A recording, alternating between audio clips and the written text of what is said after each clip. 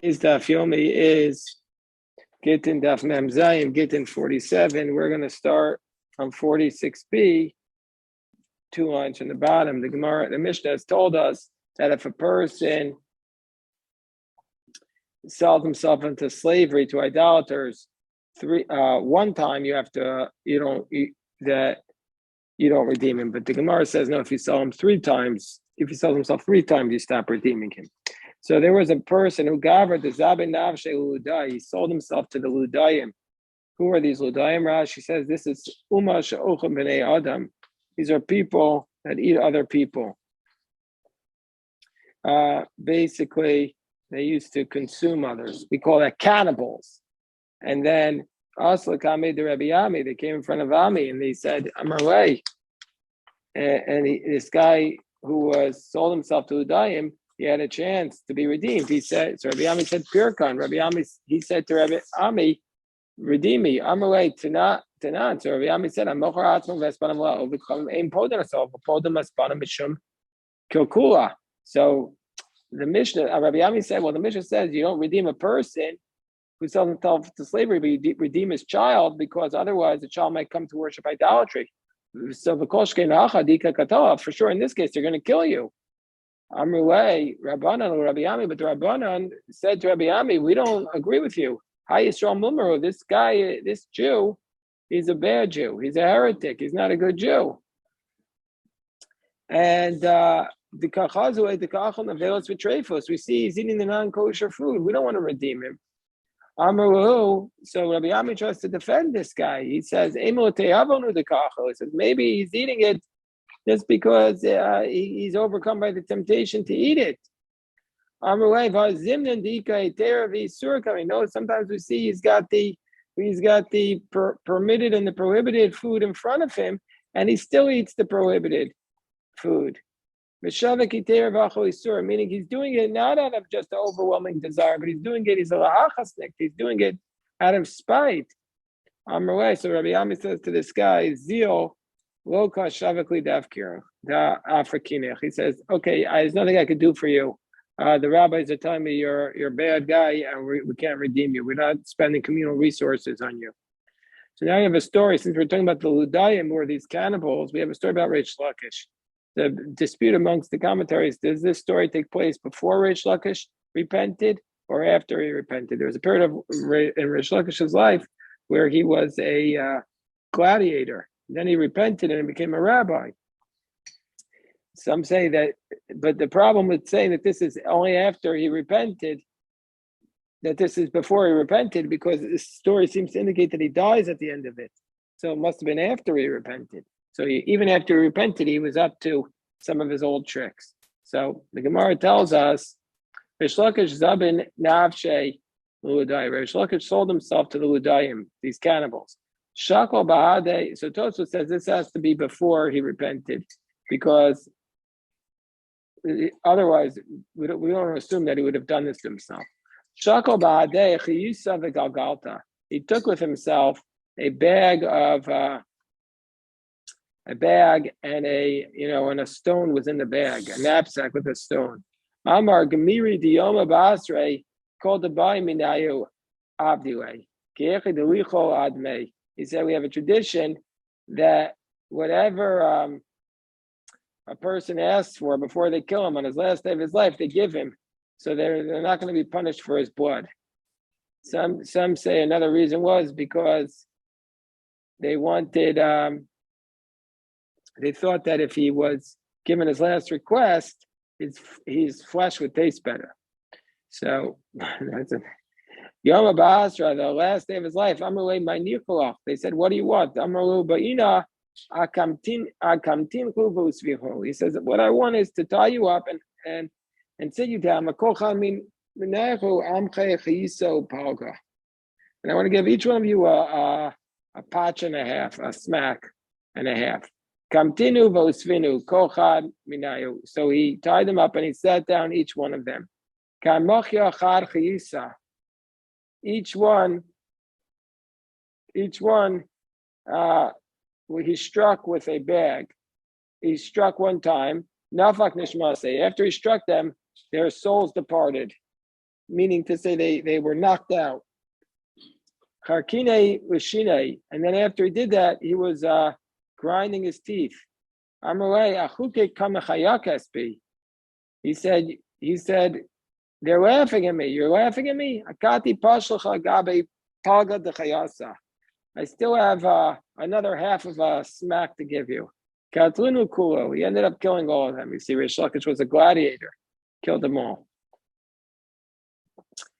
What this story means will require, great study to get to the bottom of it. Nafak va'asa Yasif. He went out. Yasif ka'achal v'shasa. He was sitting down, eating and drinking. Amrulei Barte. His daughter says to him, "Lo ba'is midi lemizga." She said, "Don't you want to, like he wasn't spending his money on anything?" She said, "Don't you even want like a mattress?" Amrulabiti crazy curry. My belly is my mattress, meaning to say, I don't need a pillow or a blanket. My belly is it. I don't need to spend money on anything. Kinach navshe, when he died, shavik kama de marika. All he left behind for his daughter was a small jar of spices, a kav of saffron. And even though that's all he left, kara navshe, he said about himself, v'azvu acherim chelam. These foolish people, what do? The verse says, they leave for other people their wealth. They work so hard for all their money and they don't spend it on anything. And then what do? They leave it for their wealth. You know what happens if you die and you have no heirs and you don't have a will? You don't get to use it. It goes to the mayor's discretionary fund. So that's what these people did. They leave behind their money just for the mayor to spend it however they want. Now, sometimes you get lucky, the mayor will use it on a good cause, but sometimes it's not such a good cause. So somebody who sells off his field to the idolatry. So even though he sells his field off to the idolaters, he still has to purchase back the first fruits and bring them. Why does he have to do this? Rashi says, because we don't want him to be selling the land of Israel. And so therefore we penalize him that he has to go buy the food and redeem the fruit from the idolater and bring it. This will discourage him from selling the food, selling the land of Israel. I'm a rabbi, so Rabbi introduces us to the idea. Even though if an idolater purchases land from the Jew, it's not considered a strong enough transaction in that the Jew no longer needs to tithe the produce of that land. Shenema Kiliya Aretz, as God says, the land belongs to me. Li Kedushas Aretz. That even though the idolater bought the land from you, you still have to. If you buy those wheat from him, the grain, you're still going to have to tithe it. But there is a kinyan for idolaters, Be'eretz Yisrael, in the land of Israel. They can't buy the land so that you don't have to take a tithe on their produce, but they're allowed to buy it in the sense that they could develop it to put in cisterns and wells, and then it's theirs for that. As it says that Shemaim Hashem, Haaretz Nasam of Adam, the land belongs to God, but He gave the earth to the man so they could buy it. Whereas Rebbe Lazar says the opposite. The idolaters do have a kinyan to buy the land so that they don't have to tithe on it. So if they buy it before the produce is grown, and then if you buy the produce from them, you're not required to tithe it. As it says, Digancha, you have to tithe your grain, but not if it's the grain of the idolaters. But according to Rebbe Lazar, they don't acquire it to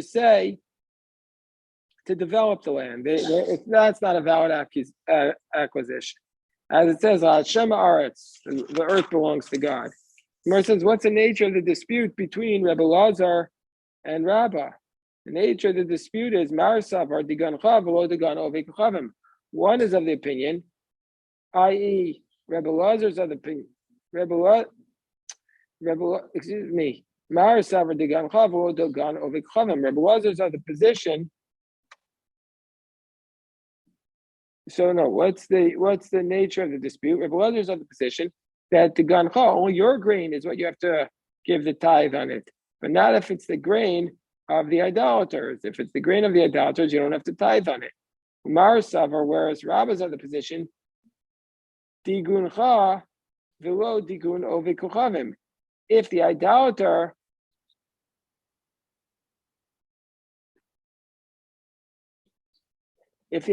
is the one who did the digun, what's the digun? The digun is the miruach, the smoothing out of the crops.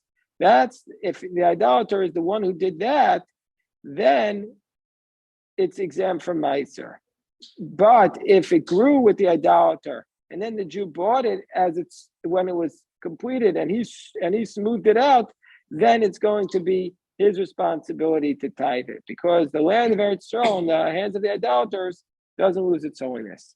And says Rabba, Mina Minala, how do I know this idea that if the idolater buys the land from you, that the produce still needs to be tithed? The Tanan, we have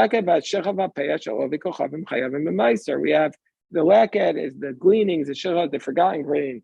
The pay is the corner. If the idolater owned it and you got it from the idolater, you have to tithe it. Now, normally that produce is exempt from tithing. Unless it was declared onerous. If something's onerous, you don't have to tithe it. The Gemara says, what's the case here? If you say it was the field of a Jew, and the idolater is the one who gathered it up, so then why does it say Elam Kain Hivkir? Only unless he declared it onerous. It's always onerous. It must be that it belongs to the idolater. It must be that it belongs to the idolater, and the Jew is the one who collected it. It belonged to the idolater, and Ella. Hold on. The idolater is the one who owned the land. And the Jew is the one who collected it. And what's the reason why you don't pay a meiser on it? Time of the ifkir. It's because the idolater declared it onerous. Hello, ifkir. But if he hadn't declared it onerous, he would be liable. He'd be liable to take a tithe on it. So we see from here that the Rabbi is saying that this is proof that the land of the Jews, that the land of the idolaters is responsible for a tithe. So the Gemara says, no, Olam di Yisrael. It's like our first scenario. It was owned by the Jew. Over the Kochavim, and the idolater is the one who collected it. Ka'amers, and that what you asked, Hamifkari v'kaimi, isn't it already onerous? No, it wasn't onerous vis-a-vis the idolater, because the Mifkari had died to the Israel. Yeah, by definition, when you leave this food over, it's going to be declared onerous, but that's only onerous for a Jew. But I died to the over Kochavim Mifkari, but the Jew hadn't declared onerous for the idolater. So when the idolater takes it, it's still obligated to be tithed, unless the Jew specifically declared it onerous. Tashma, so now we say Yisrael, another attempt to try and prove for Rebbe Lazar that an idolater, if he acquires land in Israel, it's uprooted the concept of having to tithe it. Yisrael shalakach sada me'ovi kochavim. Let's say the Jew buys the field from the idolater before it grows a third. Once the crops grow a third, that's when you're obligated to tithe them. And then the Jew sells it back to the idolater once it's grown to be a third. Then this is obligated to be tithed. So we see So we see from here that because it grew in the possession of the Jew, that's why he has to tithe it. But if it hadn't grown to be a third in the possession of the Jew, it wouldn't be obligated to be tithed. There's a refutation of Rabbah. So the Gemara says, no. And here what we're talking about is Besuria. We're talking about a case of it was in Surah. And so there, the Meiser, the obligation to tithe, Syria was captured by what's called King David, and not all of Israel. And so that's called Kibush Yachid. And so therefore the only responsibility to tithe it is rabbinic. And so therefore the idolater does have an acquisition to uproot it. And so therefore Gemara says Besuria, and this was talking about in Syria, because Savar Kibush Yachid lo shmei Kibush. And so therefore it's as though the Jewish David didn't conquer on behalf of all of Israel. And so therefore the idolater is not obligated to tithe it there. And so therefore it depends, when did the Jew own it, if you want to discuss tithing. There is some profession of selling in Israel regardless to non-Jews. Yeah, we said you're not allowed to sell the land in non-Jew. We had that in Gittin, but this is not in Jew. This is not in Israel. This is in Syria. And so, and by the way, the question is even whether or not it's prohibited. The question is whether or not, if he's done something wrong, we still want to know whether or not there's a tithe, whether or not you have to take the meiser on it, whether or not it's prohibited on selling land. Yeah, every once in a while you see like some rabbi from the right-wing part of Israel says you're not allowed to rent apartments to Arabs, and then there's a whole huge tumult, and people get all upset, and it's obviously complicated, but if you don't rent the property to non-Jews, you're going to have huge problems. So, I mean, selling also renting too. No, but there's also prohibition. So they all say that, so causes lots of problems. They give this ruling and everybody goes crazy. And then they say, that's not what it really means. So bottom line is, it's obviously a case with nuance, but there is a lot of leniency in the Talmud for something that's called Darkei Shalom. And if you're going to act in a certain way, it's going to cause like World War III. That's not an advisable way to act. Or that doesn't even mean World War III. It means if you're going to act a certain way, it's going to cause tension and fighting. And in the world today, you can't live in a society like this where you don't rent to people because of the color of their skin, because of their religion. It's not a way we can function in this world today anymore. It's just not, it's not advisable, and it's not possible, and it's not really the spirit of the Torah anyway. So it becomes complicated today. Yeah.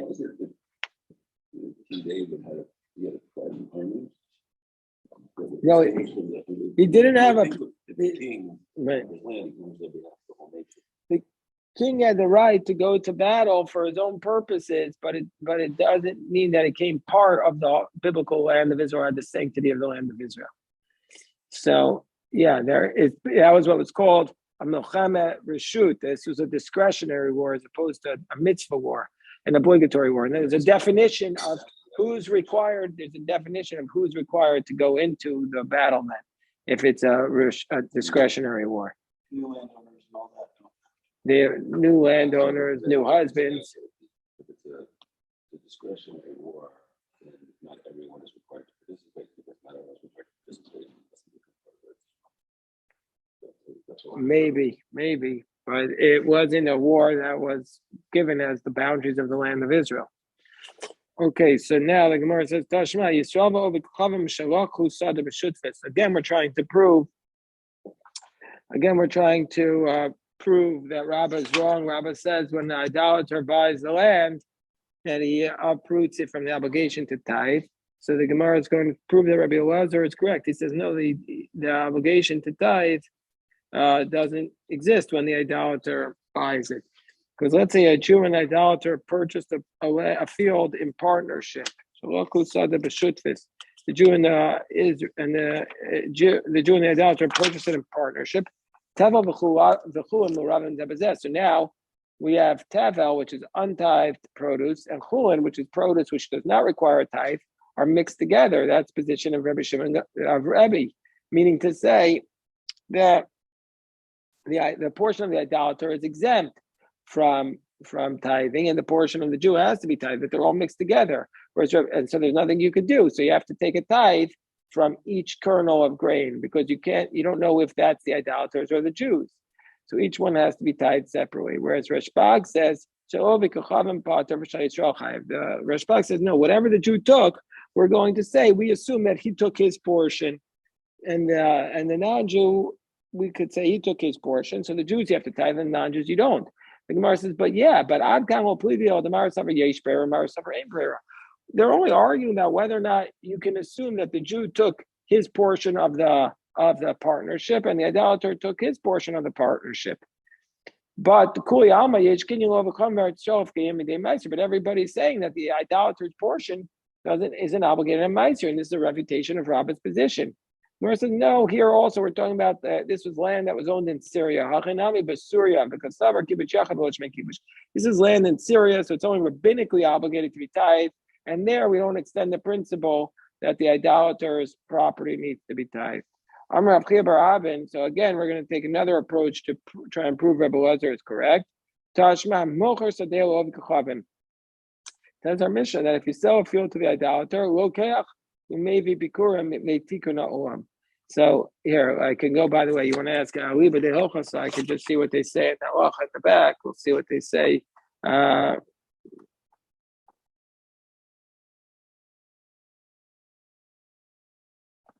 they don't really talk about this here. Here, so okay, so mocher. So there will be maybe bikurim. So somebody sells his food to the Gentiles, he has to buy the fruit back to bring it to the temple, and because of tikkun olam. So the Gemara says tikkun olam in midyarais lo, meaning say biblically you don't have an obligation. It's sold. The land is sold. It's just that rabbinically we're penalizing you. This proves that you have sold the land. So and Rav Ashi says no. There were two reforms. Biblically, originally, if you sold land to the idolater, you still had to go bring the food as bikurim. You'd have to buy it and bring it as food. But given the chazu to come makri mizamni, but this had the unintended consequence of people thinking, oh, when I sell the land, I can sell it because it's still holy, even though the idolater owns it. By the way, that's another way some people answer that question. They say, well, the people today are not idolaters. Like people in the land of Israel are not idolaters. That's what someone is saying. But anyway, since they saw that people were now sometimes selling it because they said it's and they're saying, oh, it retains its holiness. So they instituted that they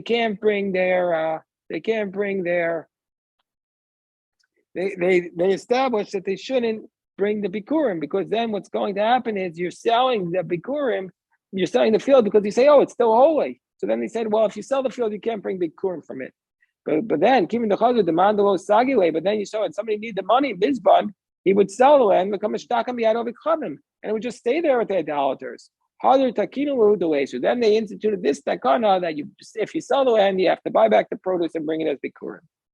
So a lot of unintended consequences. So now we have a very important discussion. Itmar mochor sodeo peros. Let's say you sell the field, but you're only selling it for its produce. You're saying you have the right to my produce. I'm going to sell you the right to use my land for the next 100 years just to get the fruits. So do you have to bring the bikurim on there? The bikurim are the first fruits you bring from your land, the land that you gave to me.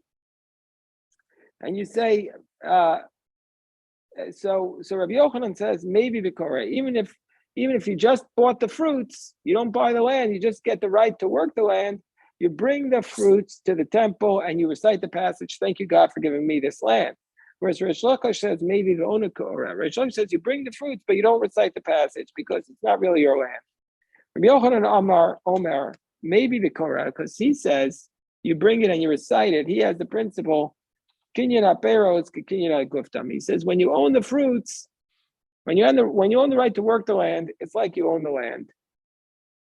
Whereas Rish Lakish says, maybe the Eino Korah. He says, you bring the fruits, but you don't recite the passage. He says, kinyan aperos lavki kinyan guftam. He says, bringing the fruits is not like you own the land. Owning the right to work the land is not like you own the land itself. So Rabbi Yochanan, yeah, you had a question, Bill? So the Gemara says, Eisvei Rabbi Yochanan l'Reish Lakish. So again, Rabbi Yochanan says, kinyan aperos kinyan guftam. Owning the right to work the land is like you own the land. So Rabbi Yochanan challenges Reish Lakish. It says, when you come up to there, it says, Uveisecha. It says you rejoice with all the with your household. A person can bring, if his wife owns, let's say a wife brings a property into the marriage, and then the wife, as part of the terms of the marriage, the husband gets to eat the fruits of that property. So the person brings those fruits from his wife's property and he recites the Bikurim passage. So we see, even though he only has Kinyan Neperos, it's like he owns the property. I'm like, Shani Awesome, that case is different because there's a specific verse, to tell you that even when it's your wife's property, you can recite the Bikurim. Some say this is a question on Rabbi Yochanan. Rish Lakish challenges Rabbi Yochanan. By the way, if I was Rabbi Yochanan, I'd be terrified from Rish Lakish. And we saw at the beginning of the thing that he could kill you. So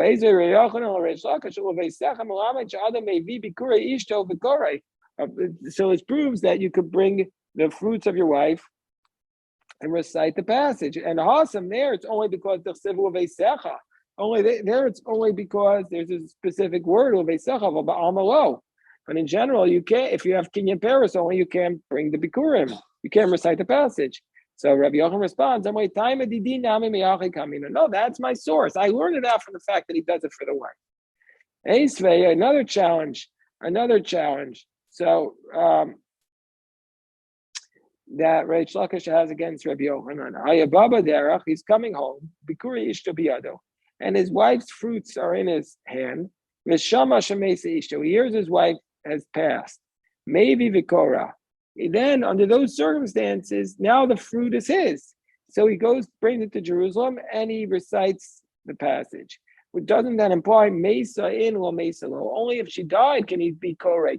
So only then, now that he has Kinyan Agufavit, he inherits her, can he do the Bikurim passage. Lo Mesa lo, but if she didn't actually die, he can't do it. Gemara says no. No, it's the same law. Even if she hadn't died, he would be able to read the Bikurim. Mesa Tzrichoy. No, he needs to tell us that if she died, he could still do it. You might have thought that now that she died, you might have thought that he can't do it anymore.